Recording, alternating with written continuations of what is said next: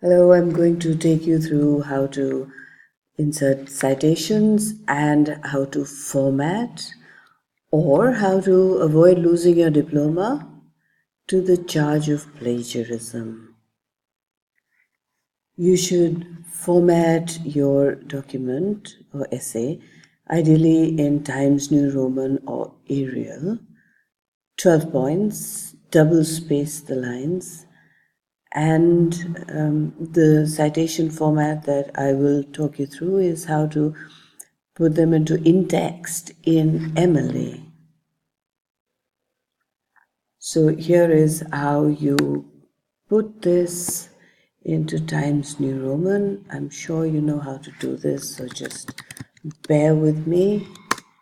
And it's already 12 points. You adjust the line spacing in this manner. Now, in order to insert an in-text citation, the first one is a web page. You take the cursor till the end of the space where you have closed the quotation marks. Move to the References tab on top and click on Insert Citation.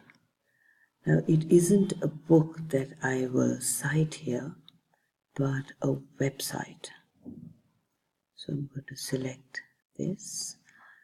How do you find out who the author is, the name of the web page, maybe the name of the website, the URL, the year, the month, the day? How do you get to know all of this? So for this, you will need to go back to the website. Here is the website. This is the name of the author. This is the name of the website. This is the name of the web page, and there you get the URL. So of course you know how to do this. You select it, right click and copy that and make a note of all these details and go back to your Word document. You will now fill all of this up. You can of course begin by pasting the URL here. Filling in all these details is a very good idea. How did I find out what this date is? I did something simple. I went to the place where you're most likely to find the date, that is at the bottom. Usually in a blog entry, you would find it at the top.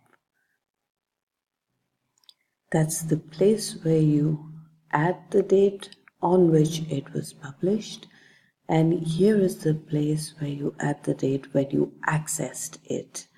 And since I made this on the 11th of April, that's the date I put in.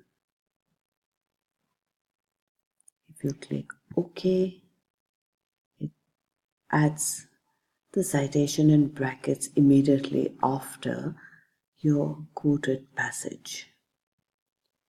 The next citation that I'm going to add is to a book, and this is Henrik Ibsen's talking about something in A Doll's House.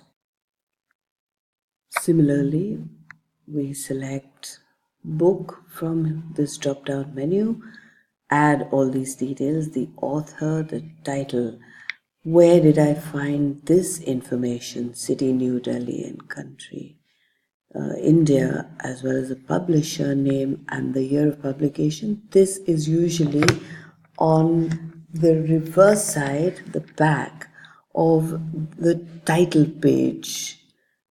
And if you turn over, it's called the copyright page, and all the details of publication are there. And since this is a translation, we have a translator for it, and the name that was mentioned there was Peter Watts. So you click OK, and you get a citation in brackets. Since it's a book, I want to add a page number, and there it is, page 13, and it tells you it's from the source called Ibsen and it's page 13. Finally, you want to insert the works cited page. So you go to the end of your essay, absolutely the last page, and you use under the same references tab, you go to bibliography, and here you will select works cited because you've cited them, and it automatically inserts all this information into your essay. If you go back and make some more citations of a similar nature or different nature, all you need to do is tap on it, it'll open this tab up, click and update citations and bibliography. It will arrange everything in alphabetical order automatically. Moving back into our citations lesson, let's look at what might be some comments that you could come up with on this. It's exactly the same thing that you saw in the document, and the work cited at the end is presented here. Think about what might be wrong. Well, the glaring problem here is that even though the direct quotation is in quote marks, this is too long, so parts of it need to be paraphrased. I will make some suggestions on how you could paraphrase.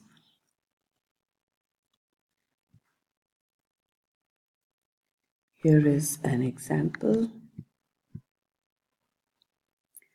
Here is another one. So instead of putting this into the quote marks, you rephrase it. Another one.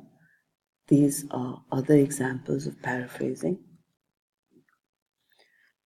When you are paraphrasing or performing other such edits, you may need to change some words or add some words. So we call that an insertion.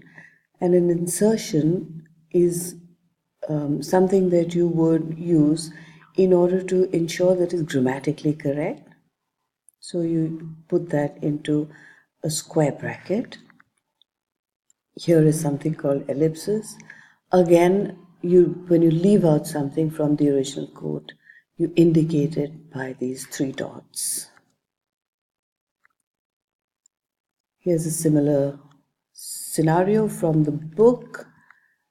Quotes from plays should ideally not be separately quoted. You can see here we've got a colon and then the entire dialogue there.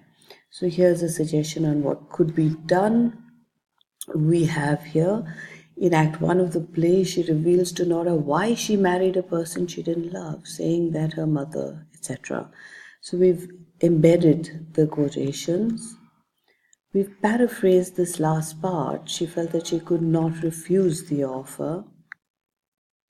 We've had to make this I into a she, and therefore we've had to insert her, she, and again her in order to replace the pronoun I and me with these third person pronouns. And once more we have had to remove some words from the original quotation and had to add ellipses.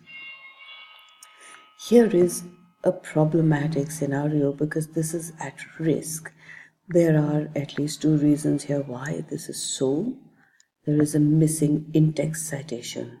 It should have been in a bracket after this. And this has not been closed off with quotation marks. I do believe this too can be penalized.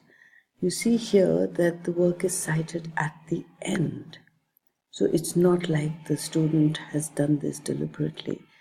But these 2 situations would certainly open this up to the criticism that this has been plagiarized.